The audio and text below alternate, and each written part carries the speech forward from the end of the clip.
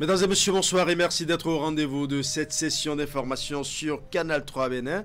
Au sommaire de ce journal, les réactions s'enchaînent suite au retour de Donald Trump à la Maison-Blanche. Beaucoup de personnes se demandent comment le républicain est parvenu à tirer son épingle du jeu. Eh bien, ce sont les démocrates qui ont balisé le terrain pour Trump à travers des erreurs commises depuis des années. C'est une lecture de Emmanuel Arlévy-Messan, docteur en sciences politiques, qui nous propose dans ce journal son analyse de la situation. Nous recevrons également dans ce journal Émilie Thibouté. Elle est la directrice adjointe de cabinet du ministre de l'Industrie et du Commerce. Mais ce soir, elle porte la casquette de la présidente du comité d'organisation du consommation local, une initiative amorcée depuis 2019 et qui occupe le mois d'octobre, avec elle nous ferons le point de la 5e édition de l'événement et les résultats obtenus. Bonsoir. Je suis à vous dans quelques minutes. Nous parlerons également sport dans ce journal avec les financements au profit des fédérations sportives béninoises. C'est le message porté par le ministère des Sports aux différents présidents des fédérations. Au menu de cette rencontre, les paramètres de préparation et de soumission d'un projet sportif. Voilà pour les titres, mesdames et messieurs. À nouveau, bonsoir. Avalanche de réactions suite au retour de Donald Trump à la présidence des États-Unis d'Amérique. Beaucoup de personnes se demandent comment le républicain est parvenu à tirer son épingle du jeu.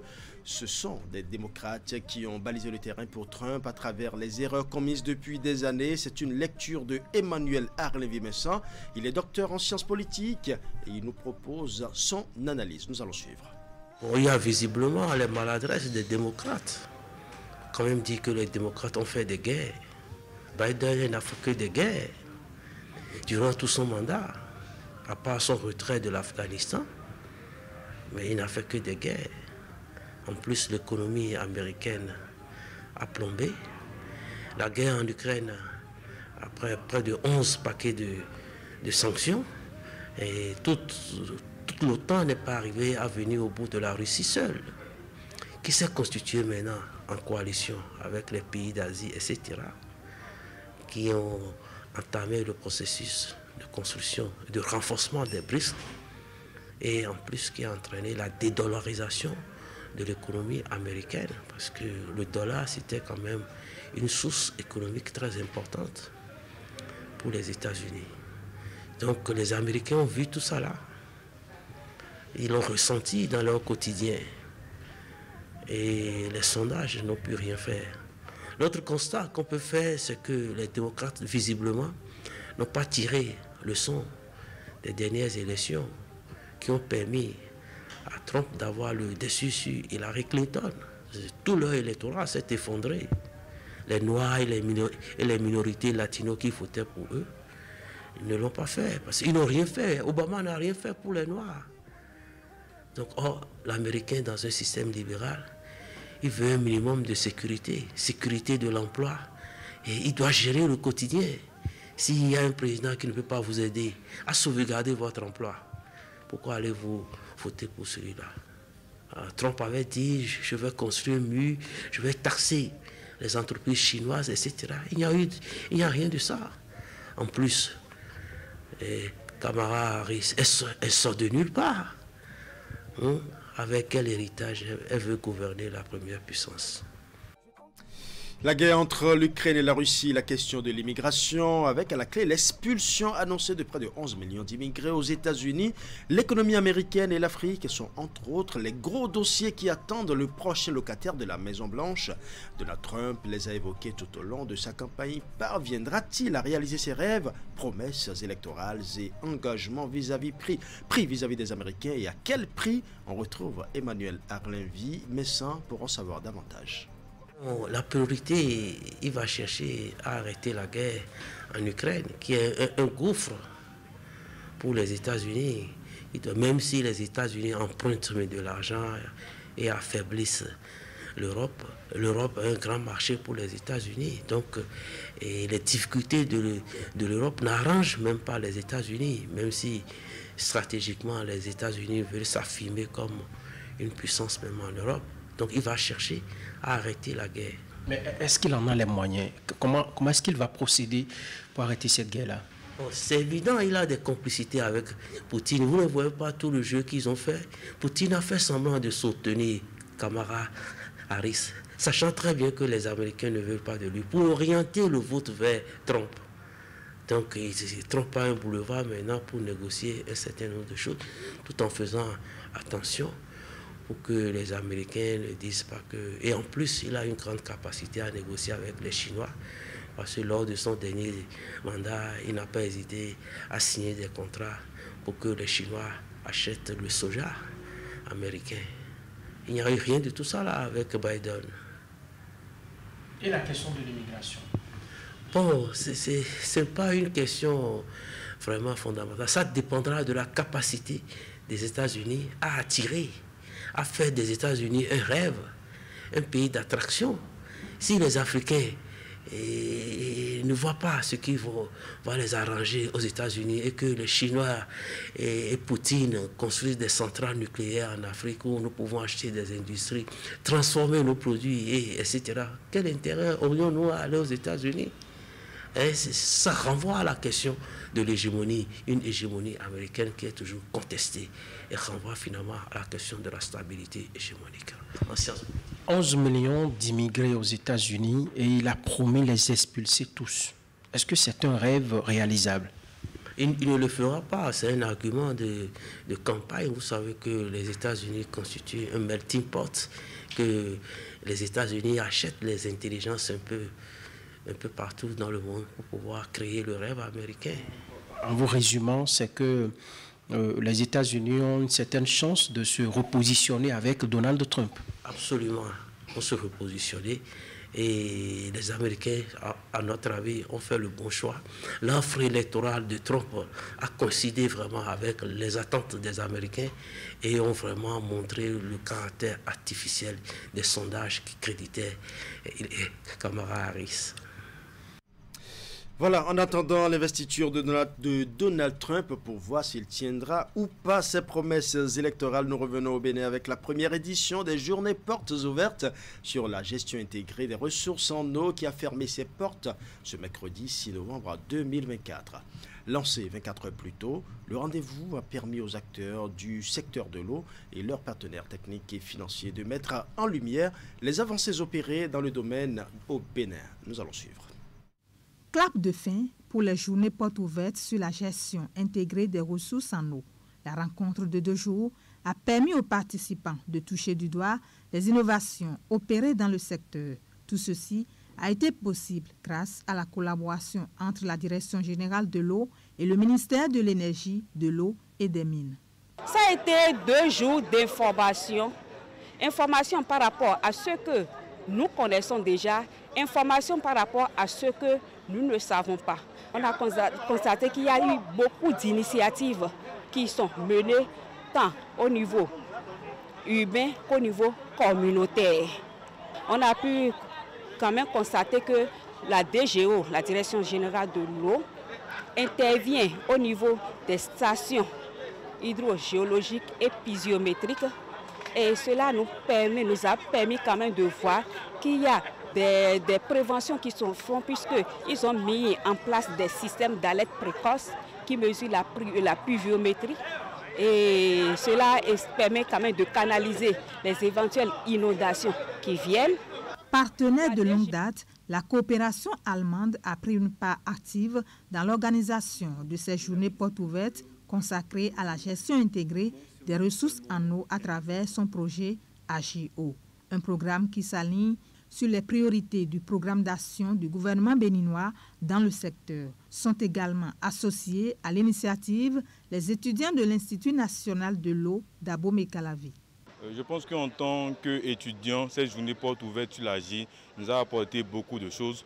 Nous avons déjà vu le concept de Gironcourt, mais cette journée nous a permis de découvrir réellement les avancées dans le secteur, de nous permettre d'appréhender réellement ce qui se fait de façon concrète et non théoriquement. Nous avons découvert par exemple qu'en matière d'avancée sur l'AGI, le Bénin a avancé et est à hauteur de 75%. Nous sommes d'ailleurs 2e de la sous-région après le Burkina Faso. Et c'est une journée qui nous a permis de découvrir énormément de choses. Les stands étaient particulièrement très animés. Nous avons découvert assez de matériel qui utilise la DGO pour les sondages pour la mesure des hauteurs d'eau dans les fleuves avec le linéomètre automatique et beaucoup d'autres aspects. Les panels et communications qui ont meublé ces 2 jours d'échanges enrichissants ont permis aux participants de mieux cerner les priorités du secteur. Une invitée dans ce journal, Émilie Thibouté, vous êtes la directrice adjointe de cabinet du ministre de l'Industrie et du Commerce. Bonsoir. Bonsoir, monsieur le journaliste. Depuis 2019, le mois d'octobre est dédié au Bénin à l'innovation locale. C'est donc le mois du consommant local. Et l'événement est déjà à sa 5e édition. Vous êtes la présidente du comité d'organisation de cette initiative. Que doivent retenir les Béninois de cette édition et surtout d'édition de 2024 du mois du consommant local? Merci.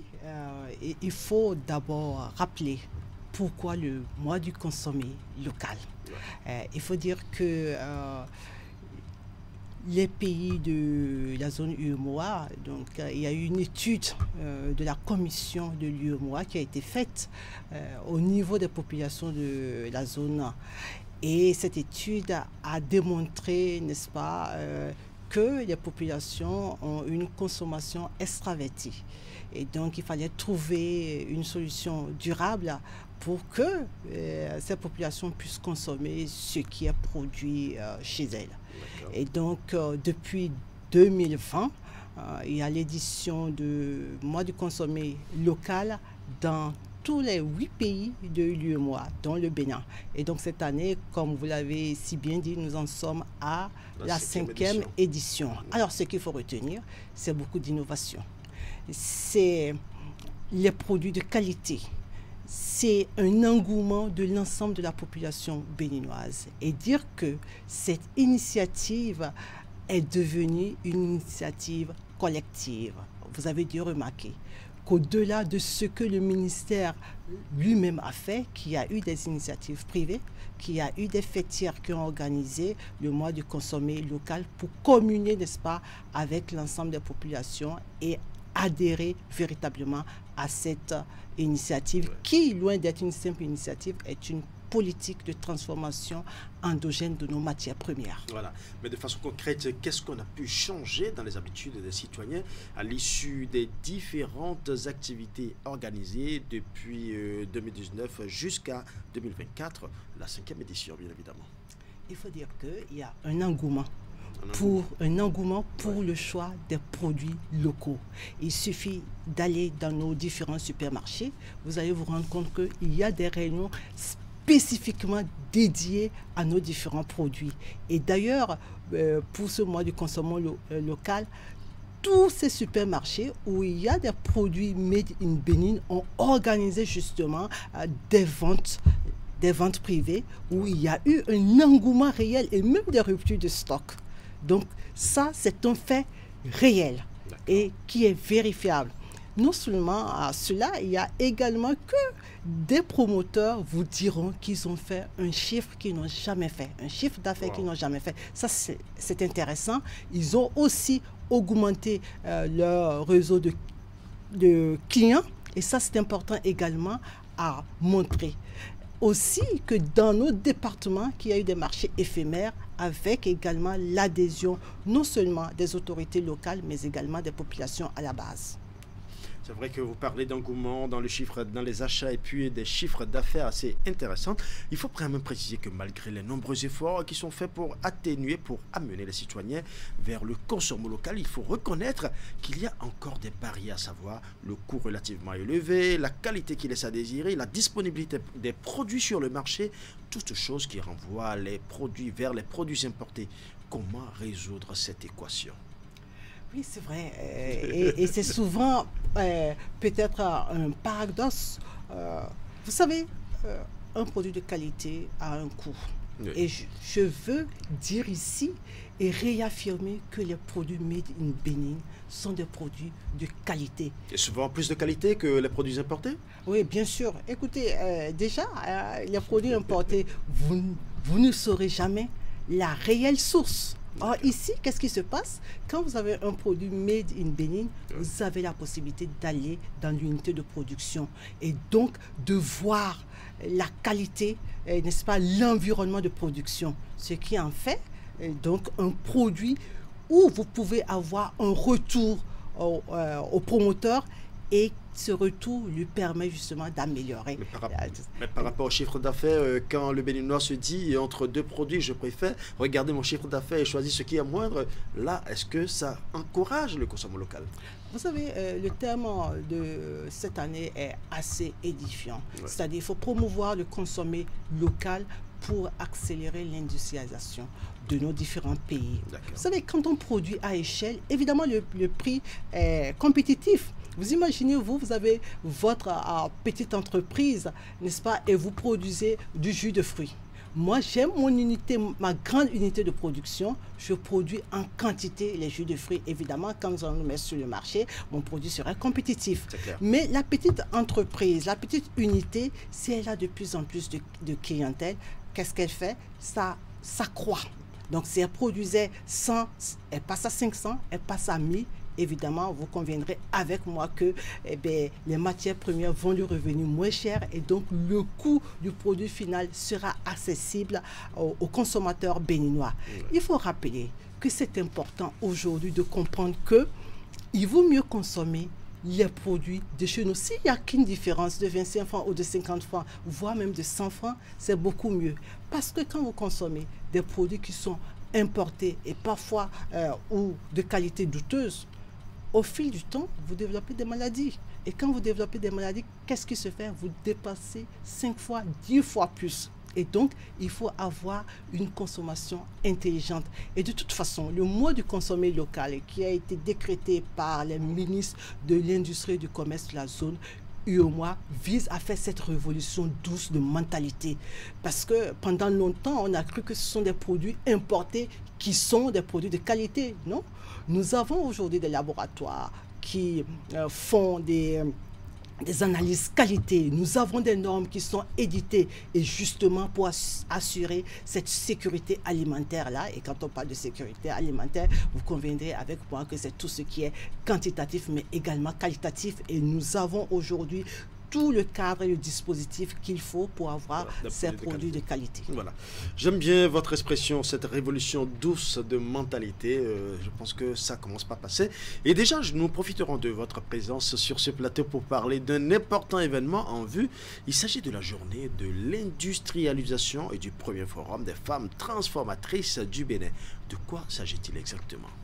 Alors, les chefs d'État de l'Afrique se sont réunis et puis ont décidé qu'il y ait la célébration, n'est-ce pas, de cette journée de l'industrialisation de l'Afrique pour que les pays africains puissent marquer un jour pour justement évaluer le progrès qui est fait en termes d'industrialisation. Ça, c'est important. Donc, c'est pour développer l'industrie en Afrique. Vous savez, pour accélérer la croissance économique de nos pays, pour créer de la richesse et pérenniser les emplois, évidemment, il nous faut industrialiser nos économies. Donc la transformation structurelle de nos économies passe par l'industrialisation qui veut dire transformation de nos matières premières. Et vous serez d'accord avec moi que tous les économistes sont unanimes dans le fait qu'il n'y a que de valeur ajoutée en transformant nos matières premières. Et donc cette journée, le 20 novembre, a été décrétée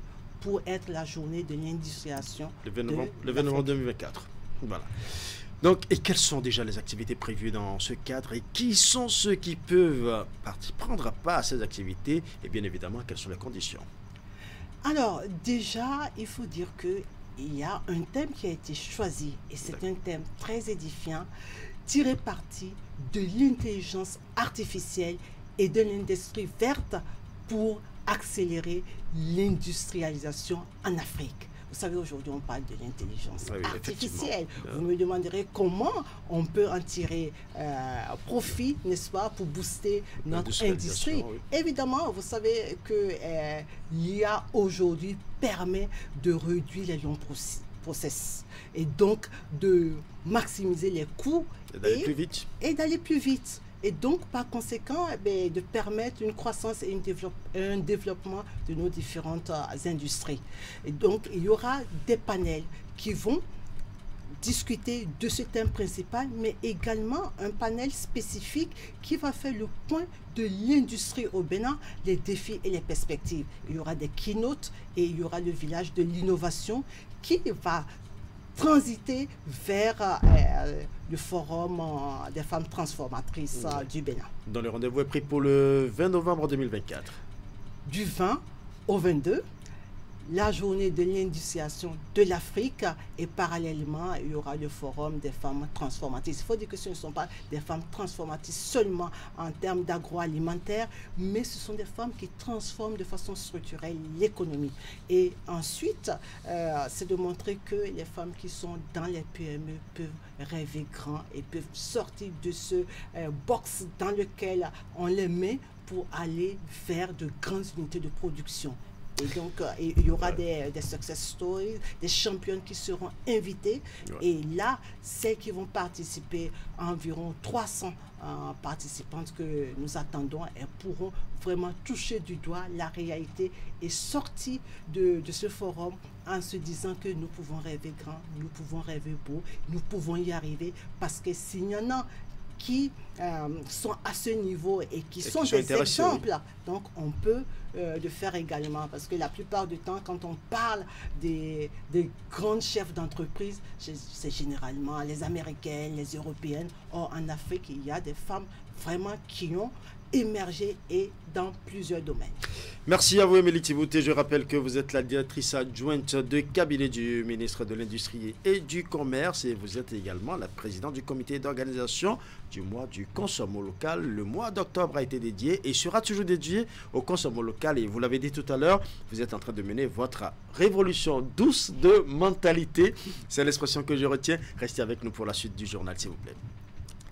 Eh bien, chers amis téléspectateurs, parlons à présent de la première étape de la tournée statutaire du préfet du département du Plateau au titre de l'année 2024. Valère Setonoubo est allé s'enquérir de l'état de santé des communes sous sa tutelle. Emma Rodono nous fait ici le résumé de sa tournée dans la commune d'Ifaï. Maison des jeunes d'Ifaï, première étape de la tournée statutaire du préfet du département du Plateau. Valère Setonoubo, accompagné des membres de la conférence administrative départementale, est venu, conformément aux tests qui régissent la décentralisation, s'enquérir de l'état de santé de la commune d'Ifaï. Je tiens ici à féliciter notre préfet pour cet effort qu'il fait depuis toujours pour être là. En dehors même du fait qu'il observe cette disposition légale, il fait un effort pour préparer ça.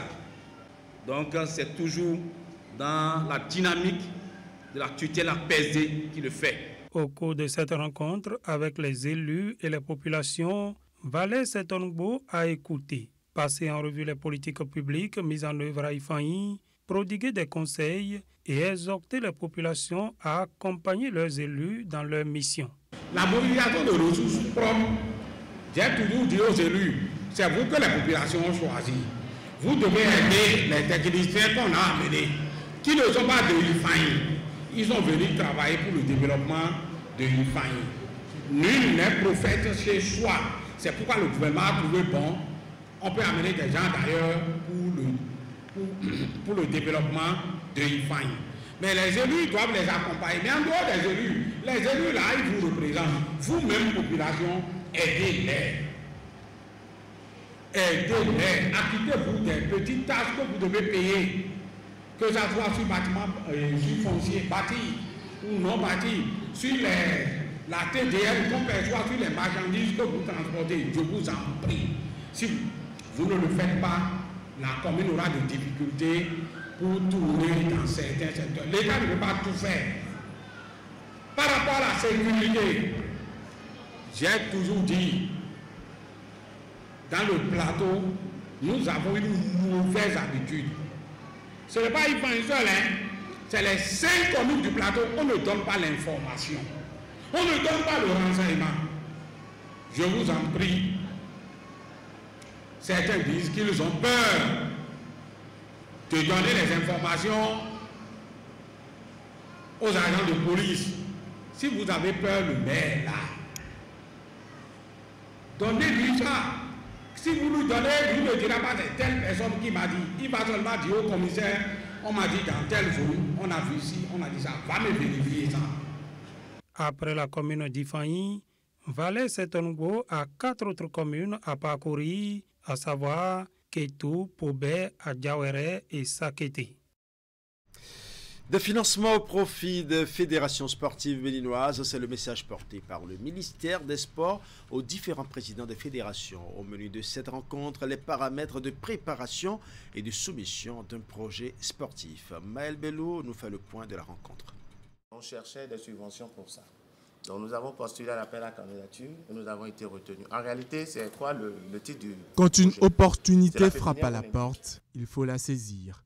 Et pour bénéficier de celle-ci, il faut être informé. Dans les toutes prochaines semaines, l'ambassade de France au Bénin va lancer le projet dénommé « Vivre ensemble par le sport » à l'intention de toutes les fédérations sportives et des organisations de la société civile. Cette rencontre avec les présidents de fédérations, initiée par le ministère des Sports, loin d'être anodine, représente la fenêtre idéale pour leur apporter la bonne nouvelle.